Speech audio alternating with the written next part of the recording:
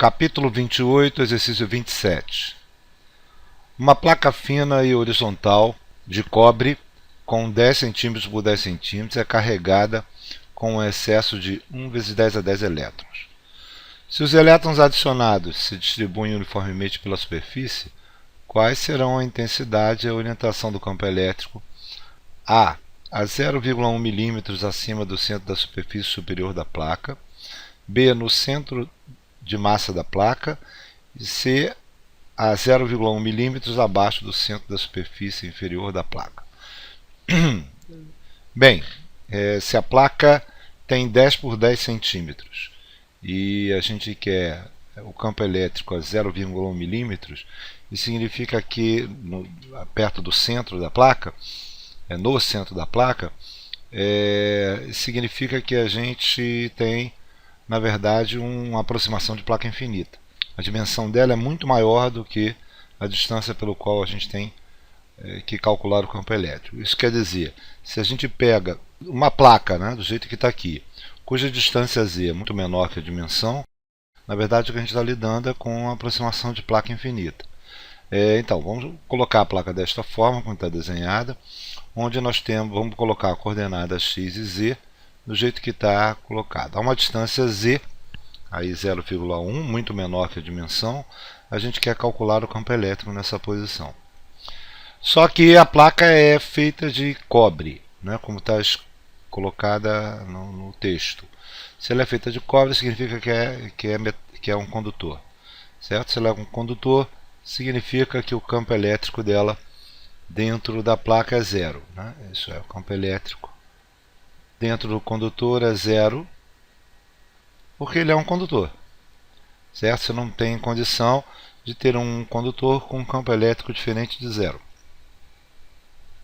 Já que, se você tiver campo elétrico dentro de um condutor, esse campo elétrico vai fazer com que os elétrons na banda de condução, os últimos elétrons dos átomos, tenham movimento.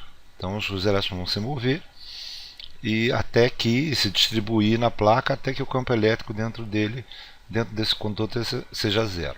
Com isso a gente de certa forma já responde o item B. No centro de massa da placa, bem no centro, no item B, o campo elétrico é zero. Isso a gente já sabe, certo? Bom, o item A e o item C, para a gente calcular o campo elétrico lá de fora da placa, a gente vai usar a lei de Gauss. E para isso a gente precisa conhecer o campo elétrico. Como o campo elétrico dentro do condutor é zero, as cargas se distribuem na superfície. Então, se nós pegarmos uma pequena carga na superfície e pegar o campo elétrico gerado por ela, se a gente considerar ela positiva, o campo elétrico é repulsivo. Quando é repulsivo, isso é da carga para o infinito. Bom, se for negativo, vai ser atrativo, vai ser para a placa. Não faz diferença a princípio dentro da lógica que a gente quer criar. No final da história, a gente sabe que o excesso de elétrons é carga negativa, mas para a lógica que eu estou colocando aqui, não faz diferença o tipo de carga. Mas então, o que a gente vai fazer? Vai pegar uma outra carga simetricamente oposta à posição Z e dizer o seguinte: olha, essa outra carga gera um campo elétrico também divergente, também repulsivo, e a componente paralela à placa se anula. Se a componente paralela à placa se anula, só sobra a componente perpendicular à placa. Todas as cargas que a gente pegar de um lado, simetricamente oposto, vai ter uma carga que vai anular o campo elétrico na direção paralela. Isso significa que os campos elétricos gerados pela placa do lado de fora, todos eles são perpendiculares à placa. Isso a gente sabe. Outra coisa que a gente sabe também por simetria, por causa da distribuição homogênea, como essa placa vai ser considerada infinita, independente da posição, a uma mesma distância da placa, o campo elétrico tem exatamente o mesmo módulo. Não tem porquê numa posição o campo elétrico ser maior do que no outro, a uma mesma altura z. Não tem porquê, porque ter maior campo elétrico a uma mesma altura significa que eu tenho mais carga. E como a placa é infinita, não tem sentido você dizer que a uma mesma altura o campo elétrico é diferente. Então ele vai ter o mesmo campo elétrico. Com isso, a gente pode traçar uma gaussiana para calcular o campo elétrico. E essa gaussiana traçada é, por exemplo, um cilindro. Neste caso, eu posso desenhar inclusive o cilindro com uma parte dele dentro do condutor. Por quê? Porque eu conheço o condutor, sei que o campo elétrico dele é zero. Como o campo elétrico dele é zero, significa que o fluxo sobre toda a área da parte de baixo vai ser zero. A gente tem condição de saber como é que é o campo elétrico aqui dentro. Bem, o que a gente vai fazer agora é usar a lei de Gauss, certo? Usar a lei de Gauss, calcular o fluxo através da superfície gaussiana desenhada. Por que eu desenhei essa gaussiana como um cilindro? Né? Aí no caso da placa infinita. Por um motivo muito simples. No caso, como eu desenhei um cilindro, eu levei em consideração, vou colocar o cilindro aqui, para mostrar para vocês por que é importante a gente entender que tipo de superfície desenhar. Então, por exemplo, eu sei que aqui em cima o campo elétrico é perpendicular à área da base. Se eu desenhasse o meu cilindro até do outro lado, eu teria um campo elétrico também perpendicular à área da base. E na lateral, o meu campo elétrico é paralelo o fluxo aqui seria zero. E o fluxo nas bases seria o campo elétrico vezes a área. Por quê? Porque o campo elétrico é paralelo ao vetor área em todos os pontos no cilindro que eu desenhei e ao mesmo tempo ele é homogêneo. Então eu tenho condição de tirar o campo elétrico para fora da integral. Então a ideia de eu desenhar a melhor superfície gaussiana na verdade, eu conseguir calcular o fluxo do campo elétrico de forma fácil. Então por isso que nesse caso é importante eu conhecer, para usar a lei de Gauss, eu conhecer a forma do campo elétrico. No caso da placa infinita, não precisaria ser um cilindro, poderia ser um cubo, por exemplo, poderia ser um paralelepípedo. Ele teria o mesmo efeito, né? Se eu desenhasse, por exemplo, um paralelepípedo, eu teria o meu campo elétrico perpendicular às bases do paralelepípedo e paralelo às laterais. O fluxo aqui seria zero e o fluxo aqui seria o campo elétrico vezes a área. Né? Então, no caso, em especial no caso do placa infinita, eu tenho essas opções para poder usar como lei de Gauss, que também serve para o meu caso. Bom, no nosso caso, então, o campo elétrico ele é paralelo ao vetor área nas bases. Ele é paralelo ao vetor área nas bases. Isso significa que nas bases o fluxo total do campo elétrico, sim, e ele é perpendicular ao vetor área na lateral. Isso significa o quê? Que o fluxo total do campo elétrico sobre toda a superfície fechada ele é a soma do fluxo nas bases mais o fluxo na lateral. Eu sei que na lateral o campo elétrico é perpendicular ao vetor área, então o fluxo é zero. E nas bases ele é paralelo. Só que nas bases o campo elétrico é homogêneo, isso é, ele tem o mesmo módulo em todas as posições da base. Se ele tem o mesmo módulo em todas as posições da base, isso significa que isso aqui é simplesmente o campo elétrico vezes a soma da área da base. Certo? Bom, das bases.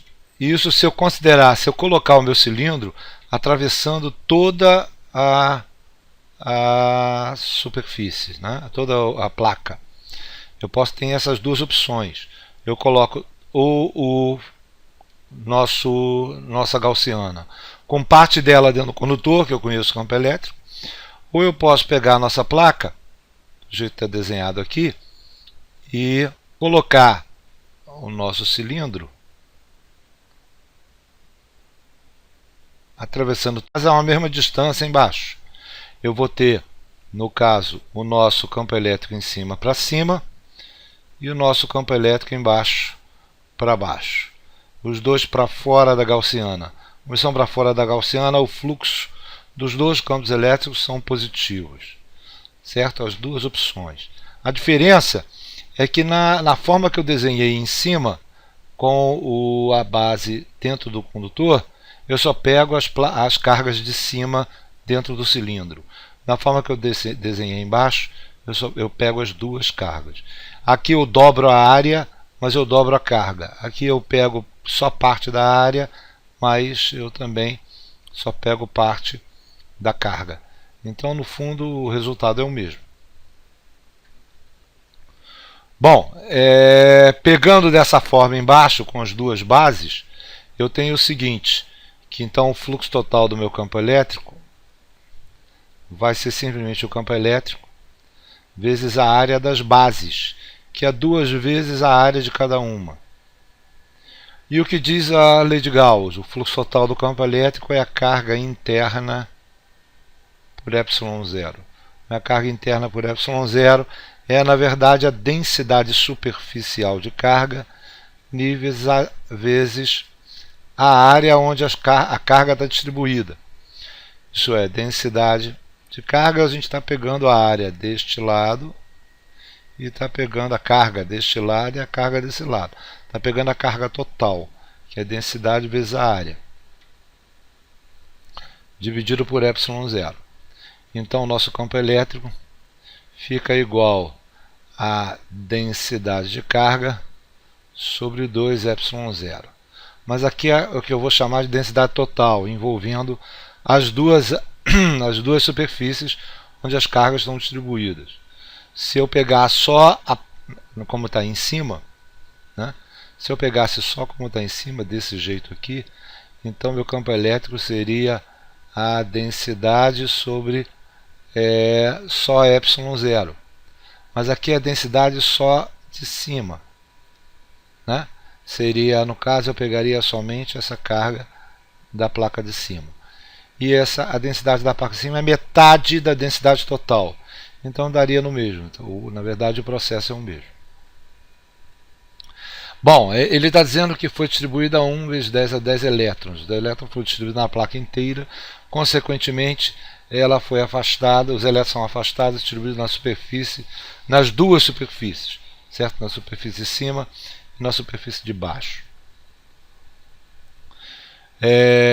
Então, a nossa densidade é simplesmente a carga total pela área total, certo? Então, como é que fica o nosso campo elétrico nesse caso?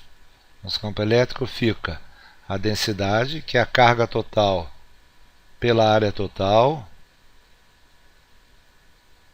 e no cálculo do módulo eu vou ter isso fica 1 vezes 10 a 10 elétrons vezes a carga do elétron, 1,6 vezes 10 a menos 19, dividido por 2 vezes o valor de ε0, 8,85 vezes 10 a menos 12, vezes a área da placa. São uma placa de área de lado 10 cm por 10 cm, é 10 vezes 10 a menos 2 metros ao quadrado. Dessa forma, o módulo do nosso campo elétrico fica igual a... então, nosso campo elétrico é 9 vezes 10 a 3 newtons por coulomb, a 0,1 milímetros de altura. Perceba duas coisas importantes. A primeira é que eu não levei em conta a altura, é óbvio.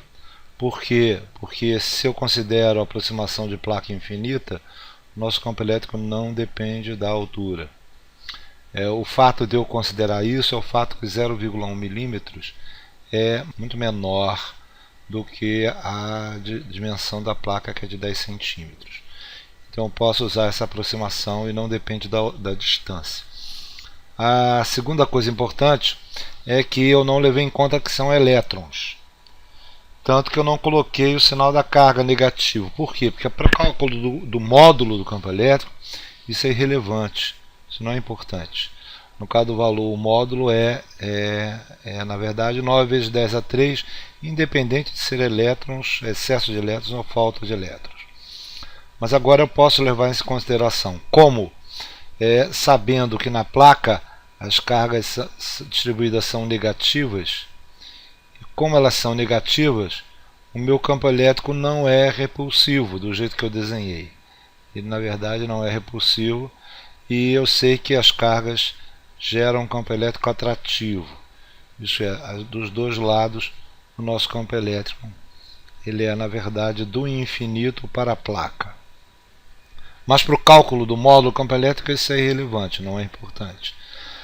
Outro detalhe, ele pede no item A 0,1 milímetros acima do centro da superfície e no item C 0,1 milímetros abaixo do centro da superfície da placa.